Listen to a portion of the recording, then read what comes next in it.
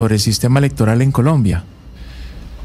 Mira, Hugo, yo te digo con toda sinceridad, yo estoy preocupado con la misma posibilidad de que haya elecciones el año entrante.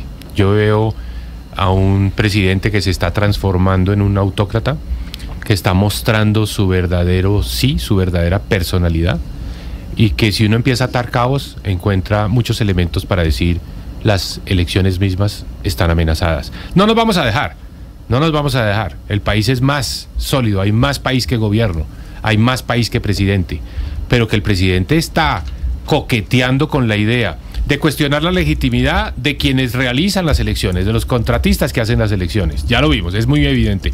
Incluso estuvo dispuesto a sacrificar a su principal alfil, Laura Sarabia, para él poder decir, sigo en la pelea contra ese contratista. O sea, eso es muy diciente. Eso quiere decir que sus enemistades, sus odios, pueden más que sus necesidades. Él necesitaba ese apoyo de Laura Sarabia, pero estuvo dispuesto a dejarse guiar por ese odio. Es decir, eso es una fuerza muy, muy, muy potente en él. Dos, el gasto público. Está desnivelada la cancha. Este gobierno, primero, ya soltó cualquier pretensión de responsabilidad fiscal al decir que no va a cumplir con la regla fiscal. Está gastando. ¿En qué está gastando? En el empleo militante. No sé si tú has oído hablar del empleo militante, que es la figura que utiliza el gobierno, que son las OPS, las órdenes de prestación de servicios. Tres, la constituyente. ¿Para qué una constituyente? No es para cambiar la Constitución del 91. La Constitución del 91 no ha sido una camisa de fuerza. La Constitución del 91 nos ha permitido avanzar en muchos frentes, empezando por las libertades individuales. Colombia no necesita una nueva constitución, lo que necesita es un nuevo gobierno. Petro, ¿por qué quiere una nueva constitución? Para cambiar las reglas electorales y para él decir, mientras se definen las nuevas reglas electorales, suspendamos las elecciones. Es obvio. Y finalmente, ¿qué me dice usted del atentado a Miguel Uribe? Es intimidando el proceso político, es diciéndole a los candidatos, como nos han dicho a nosotros, no están dadas las condiciones, no hay seguridad. ¿Para qué? Para que dejemos de hacer lo que estamos haciendo, que es estar en la calle. Yo me la paso en la calle, estoy en la calle, no me dejo intimidar por Gustavo Petro, no me dejo intimidar por quienes están atentando desde ese lado con la seguridad de los candidatos. Pero sume todos estos 4 puntos y llega a una conclusión muy obvia. Aquí hay alguien que está tratando de por lo menos, tener una influencia sobre las elecciones del año entrante. Y en el peor de los casos, que no haya elecciones. Exministro Cárdenas, mire, hay un tema que me interesa mucho y le voy a cambiar de tercio porque ya lo voy a poner en el plano de presidente. Y le preocupa mucho a las regiones, le hablo desde Barranquilla, el tema de la descentralización. Yo converso con mucha frecuencia con el doctor Adolfo Meisel, que es el rector de la Universidad del Norte, que ha sido un abanderado mucho de este tema, y entre las cosas que me decía el doctor Meisel en estos días, me hacía un recordatorio, me decía, mire Oscar, el gobierno, en Colombia nunca ha habido un ministro de Hacienda costeño, nunca ha habido un ministro de Hacienda de la región Caribe. Ha habido de Bogotá, de Antioquia, del Valle, de todas partes, menos de la región Caribe. Y ese tema, aunque uno crea que es menor, es un tema muy importante en un país tan centralizado como Colombia. La Constitución del 91 tenía ese propósito de ser un país descentralizado, pero se ha quedado corto en el cumplimiento de esas metas.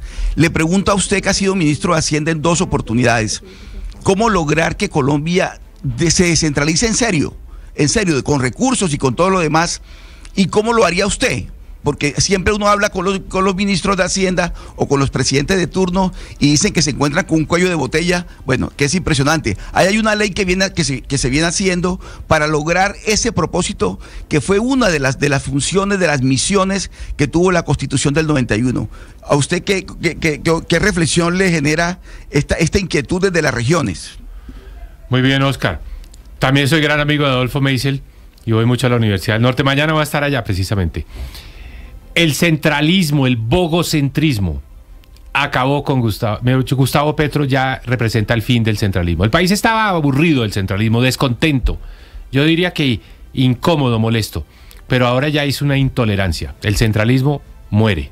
¿Por qué? Porque Gustavo Petro, además de todos los problemas que tenía el centralismo, que es Bogotá decidiendo todo, Bogotá decidiendo si se hace una cancha deportiva o no en Soledad, o si se hace un centro de desarrollo infantil en Sabana Larga. Nada de eso debe ocurrir en un país un país de regiones. Eso está mal. Y eso era así, y había un descontento, pero Gustavo Petro le metió una dosis, una carga de profundidad adicional. Y es que Gustavo Petro dijo, la plata va solo a donde haya gobernantes locales llámese gobernadores o alcaldes, afines a mi ideología. Y le cerró la llave, le cortó el chorro. Le cortó el chorro a Barranquilla, a Cartagena, a Bucaramanga, al departamento de Santander, a Manizales, a todas las ciudades donde hay candidatos que se eligieron con plataformas de oposición, les cortó el chorro. Entonces, no podemos vivir en un país donde hay un presidente que usa el centralismo, que ya de por sí era muy antipático, y lo usa para tratar de inclinar la balanza desde el punto de vista político. Entonces se acabó el centralismo. Mauricio Cárdenas, presidente, 7 de agosto del 2026, acto legislativo. Ya no para las competencias que se deben delegar al nivel subnacional, a gobernadores y alcaldes, sino para decir, discutamos integralmente en una reforma a la Constitución, ¿cuántos recursos van para las regiones, empezando en el año 2028, porque será el primer año en el que entra en vigencia ese acto legislativo, 2028, las competencias que van para allá y los recursos que van para allá? Me comprometo a eso, a darle al centralismo, al bogocentrismo, ya la estocada final. Entonces, no la reforma que propuso Juan Fernando Cristo y que gozó de todo el apoyo. Esa reforma... Esa no le gustó. No, porque esa reforma no habla de que se va a enviar unos recursos, pero no se dice para qué. Entonces, mientras no se diga para qué, esa reforma no está vigente. Tenemos que discutir las dos cosas al tiempo. Y ojo, los congresistas que estuvieron de acuerdo con mandar los recursos van a defender que sea Bogotá, porque es donde ellos influyen, la que decide sobre las vías terciarias, sobre las universidades. No. Señores congresistas, prepárense, va a ir la plata, pero también van a ir las funciones. Y ustedes tienen que discutir las dos cosas al tiempo. Esa es la verdadera reforma al centralismo, esa es la reforma a la que me comprometo, porque no quiero que el ministro de Hacienda decida si se hace una cancha deportiva o no en Soledad Atlántico. Eso lo tiene que decidir el Consejo Municipal de Soledad y el alcalde de Soledad. Eso no lo tiene que decidir el ministro de Hacienda. Precandidato Cárdenas, quisiera que nos regresáramos un momento a la campaña, a cómo ha hecho la campaña. Pues lo primero, devolverme un poco en esta entrevista y saber cómo está la seguridad suya. Si usted tiene esquemas, si en este momento se siente seguro, si ha tenido amenazas, y conectarlo con la campaña, porque usted ha hecho una campaña que tiene una orientación muy claramente de familia. Es decir, usted nos ha presentado a su esposa Cristina, a sus hijas Andrea y Amalia, ha mostrado ese mundo rodeado por mujeres en que usted vive. Quisiera que pasáramos un momento, por favor, un video sobre la campaña para que quienes nos acompañen en la plataforma DITU y en YouTube de Blue Radio puedan ver el video. Bueno, ahora me toca a mí. Yo estoy listo. ¿Yo? Pero tú también. La más rumbera. ¿Quién es más catero? Yo creo que Andrea. No, pero tú también te gusta. Bueno, los dos. A los dos. Los dos. ¿Quién es más deportista? Yo. Andrea. ¿Quién es más sentimental? ¿El papá? Sí. Yo creo. Sí. Ahí están, ese video, el video lo hace el señor Cárdenas con su hija Andrea, y es como este reto en que se hacen preguntas el uno al otro de distintas emociones o de distintas formas de ser. Y es una campaña, pues obviamente muy con orientación de familia. Y en ese sentido le quiero preguntar, pues primero, ¿por qué tomó esa decisión de darle esa orientación tan fuerte de familia? Y segundo, por su seguridad, pues porque como está el país en este momento, pues son dos asuntos que han tomado ese protagonismo: la seguridad del candidato, de la familia del candidato, y ese énfasis en la importancia de la familia en la vida de quien participa en política. Mira, empecemos por la familia. Soy hijo de una familia antioqueña. Mis padres vinieron a vivir a Bogotá en los años 60. Aquí me crié, aquí me eduqué, aquí me casé con Cristina. Tenemos 3 hijas maravillosas y tenemos mucha vida familiar. Mis hijas son muy importantes. Cristina también ha sido un factor, digamos, como el ancla de la familia. Y esas son dimensiones pues que no necesariamente se conocen, porque mi función ha sido pues esa función del ministro de Hacienda. No he sido 2 veces, Oscar decía, he sido 2 veces, no, he sido ministro de Hacienda una sola vez, pero mucho tiempo. Y fue el tiempo en el que crecieron las hijas. Entonces, pues eso fue un tiempo en el que me costó un sacrificio grande familiar. Y después de salir del Ministerio de Hacienda en el 2018, he tratado de ser un mucho mejor papá. Esa ha sido mi gran función, un mejor papá, y lo he logrado. Tengo las 3 hijas que están siempre rodeándome, apoyándome. El otro día le preguntaron a una que si ellas estaban de acuerdo con que yo fuera candidato presidencial. Y dijeron, no es que estemos de acuerdo, es que sabemos desde que nacimos que ese era un sueño, y mi papá lo que lo mueve, lo que lo motiva es eso.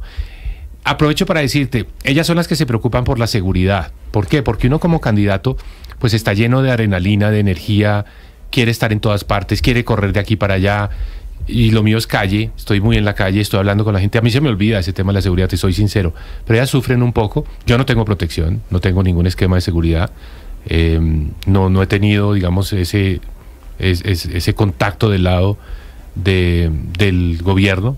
Los amigos que se preocupan por uno me han ofrecido apoyo, digamos que eso lo agradezco enormemente, pero bueno, yo sigo adelante, no nos vamos a dejar de intimidar, no vamos a parar, y el gobierno pues toma sus decisiones. No sé con qué criterio, de pronto dices que Cárdenas no tiene todavía el porcentaje suficiente en las encuestas que amerite protegerlo, pero bueno, eso ya son decisiones del gobierno.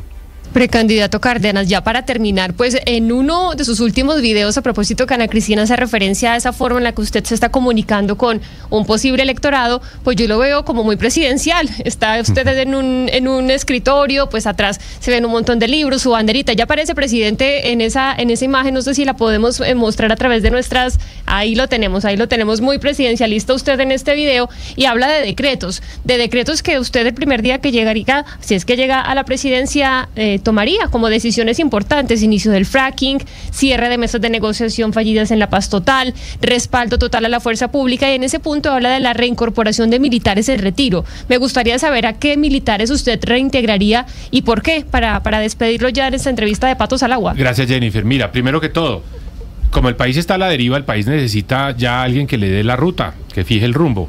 El antipetrismo, la crítica a Petro, la crítica a los pasaportes, que uno dice, ¿por qué está discutiendo hoy los pasaportes con tanto problema que tiene Colombia? No es suficiente. El electorado quiere propuestas, fórmulas. Y este video que están mostrando va en esa idea. Yo quiero mostrar lo que haría el 7 de agosto del 2026, que es firmar estos decretos. Y el primero es autorizar el fracking responsable en Colombia. Necesitamos producir más petróleo, más gas, de una manera muy responsable, con los estándares que ya existen en el mundo, que no generan ningún problema ambiental. Pero es que esa plata la necesitamos para capacitar a nuestros jóvenes, la necesitamos para acabar con la deforestación en Colombia, que es el problema del cambio climático nuestro. Entonces, fracking responsable. Tú me preguntas por el tema de la seguridad, Jennifer. Colombia ya sabe que la política de paz total no va para ningún lado, que el país necesita resetear eso. Entonces yo lo primero que hago es retomar las órdenes de captura frente a los cabecillas que hacen parte de las mesas de negociación. Hay que volverlos a meter a los centros de reclusión, acabar con las mesas, pero sobre todo hacer un traslado presupuestal para que la fuerza pública, que tiene el 75% de sus equipos están parados por falta de mantenimiento, en algunos casos por falta de combustible, un traslado presupuestal y el mandato a la fuerza pública de que retome el control del territorio, porque hay zonas del país donde no pueden entrar, donde hay ceses al fuego, que por cuenta de las mesas de negociación de la paz total. Entonces es un mandato claro. Tú me preguntas qué hago con los militares que ya fueron llamados a calificar servicios. Hay una gran cantidad de generales, de coroneles, que podrían prestar un gran servicio al país. Deme 2, 3 nombres que usted reincorporaría. A ver, yo le digo, no estoy pensando en reincorporación en este momento, estoy pensando en su vinculación para apoyar. Porque es que revincular, reincorporar no ha dado buenos resultados. ¿Por qué? Porque esta es una estructura piramidal, jerárquica. Usted no puede llegar ahora a cortar, a truncar carreras. Entonces lo que necesitamos es coroneles retirados, generales retirados, vengan acá. Por ejemplo, en el Catatumbo, necesito un grupo de ustedes haciendo la inversión en infraestructura, liderando la inversión social. Ahí hay muy buenos planificadores, hay muy buenos ingenieros. Vengan, ustedes no le tienen temor a trabajar en el territorio, saben trabajar en el territorio, saben articularse con la fuerza pública que está activa. Vengan a prestar ese servicio. Entonces los voy a incorporar. Y no descarto que alguno de los generales que fue llamado a calificar servicios, que el día de mañana pueda volver en esa condición al Ministerio de Defensa. Última, porque se nos está alargando mucho este Patos al Agua. ¿Con qué plata va a trabajar? Porque obviamente tenemos un problema financiero en el Estado. Usted que fue ministro de Hacienda, ¿cómo lo va a hacer? Es que uno de los decretos que viste ahí en el video es el recorte al presupuesto, a donde no se necesita. El empleo militante hay que acabarlo. El empleo militante está acabando con nuestra democracia y está acabando con nuestras finanzas. Hay en este momento casi 500.000 contratistas que no se necesitan en el Estado, que los tienen ahí para que voten por el pacto histórico. Entonces lo primero es recortar todo eso. Ahí nos ahorramos billones, no miles de millones, billones de pesos. Acabar